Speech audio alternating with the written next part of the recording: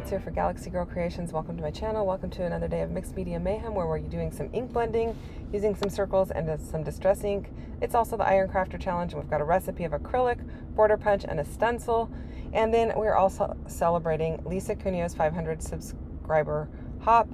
She does have a giveaway going on, so make sure you go and check out her channel. And she asked us to do kind of a this or that recipe, and some of the things overlapped with the other two hops. So she said wood grain or mixed media. I'm doing mixed media. Stenciling or stamping. I'm doing stenciling. Acrylic pieces or enamel dots. I'm doing acrylic. And a big title or lots of journaling. So I'm going to be doing a big title. I'm using this snowflake stencil from Simple Stories.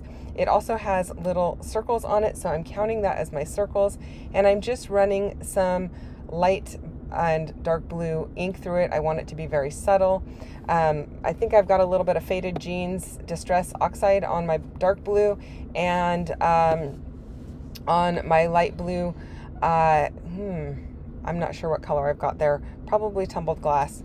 Anyway, just inking that up really lightly all the way across my page, because the bottom of my page is going to be covered with some reads as a solid paper. So it's not cardstock, it is pattern paper, but it reads as a solid. And I will do a little stenciling on that, but that is even more subtle than what you're seeing here. Also, my video did get cut short because I forgot to turn it back on when I started gluing things together, but you do get to see kind of where I put everything prior to gluing it down. The only thing you don't get to see is I added a little bit of embroidery floss in a metallic kind of silvery gray with blue in it to hang my little banner pieces on. And so you don't get to see that, but it's pretty simple and self-explanatory, and hopefully you get a good idea from the rest of it. You get a little bit of inspiration. So I did tear the edges off my paper because I wanted that torn edge, and then I am going to align them down at the bottom of my page. I do end up having to cut off about another ½ inch at the bottom of each page because I didn't quite tear it long enough, mostly because I was afraid that if I did that I would tear it too long or too short, and then I would not have enough to reach the stenciled area that I created. So here I'm just trimming off the bottom portion that's overlapping, and now I've got it kind of aligned correctly. I did end up having to trim a little off of each side just to get rid of a little bit of a white gap, and I think the Close to My Heart paper is like maybe a 32nd or a 16th of an inch bigger than 12 by 12, so it doesn't bother me that I had to trim that down. So this stenciling is super subtle, but it is there. Pretty much not noticeable once the entire layout is put together. While I go ahead and do that, I wanted to remind you there are a bunch of people playing along with both of the hops, Mixed Media Mayhem, and the Iron Crafter. Mixed Media Mayhem happens every Friday, and the Iron Crafter happens once a month. Usually there's only one item that we are instructed to use, but this time we had a little bit of a recipe to go with. And then, of course, there are a bunch of people playing along to celebrate Lisa Cuneo reaching her 500 subscriber count on YouTube. So go and check that out. She does have a giveaway going on, I believe, and you'll have to go to her channel and listen to the instructions on what you need to do to participate in that. Okay, so I am making a little pocket here for this playbill. This is the school production that the oldest of the 3 kids that I take care of was in, and she was basically in the chorus portion of it. She didn't have a main character or anything, but she's only 7, so you know, totally expected.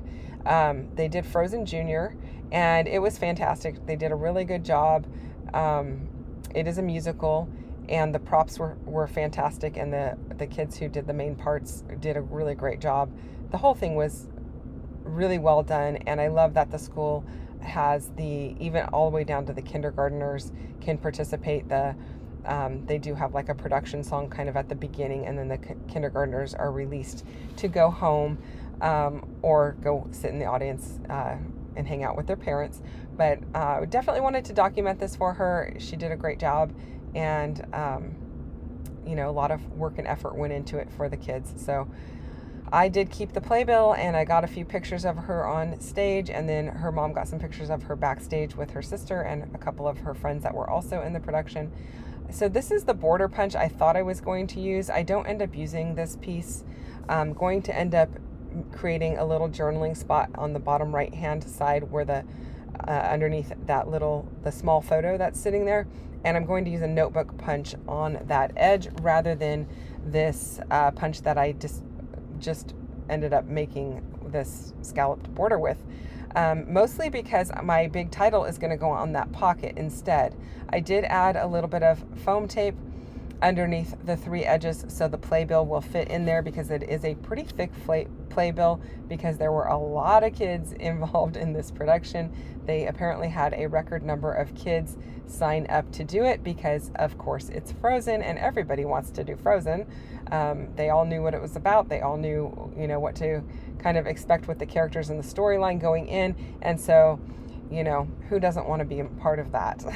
So, yeah, it's kind of thick. So I did give it the pocket a little extra support with that foam tape.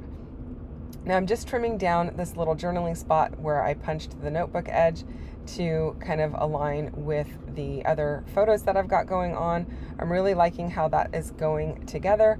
I think it's going to be a good little spot. I don't have a ton to say, but I want to make a little note of for her of that I actually was able to go and see the show, and how many shows there were and all that kind of stuff. And I can write pretty small. I will have a little journaling spot above right next to the upper snowflake acrylic piece that I have there, and that is going to be another little additional place for me to put a couple of notes. All of the acrylic you see so far, the large snowflakes and the title piece, are from Colorcast Designs, and it's pretty old. It's been in my stash for quite a while. These little acrylic banner pieces, though, those are from MK's shop, Some Assemblage Required, and those are brand new. I will put links down below, or a link down below, for that product, because it's fantastic and it was perfect for this particular layout. I don't know if it was meant to be a banner. It could have just been tag pieces that you put on your photos. You could use them either way. I decided to string them with some sparkly embroidery floss that's got this metallic sheen to it, and you'll see those in the close-up. Again, I apologize, you're not going to see everything. The close-ups are going to be coming up here before you know it. And I just wanted to take time to say thank you guys for watching. I hope you enjoyed this one, even though it was on the short side. Hit the thumbs up if you don't mind, and if you're not already subscribed to my channel, I would love for you to subscribe to my channel as well, and hit that bell for notifications each time I release a new video. Thanks again for spending time with me. I really do appreciate it. I hope you go and follow the hop for all 3 of these YouTube hops that are going on, and that you get tons of inspiration. I will see you guys again next time with another video. Thanks for watching. Bye-bye.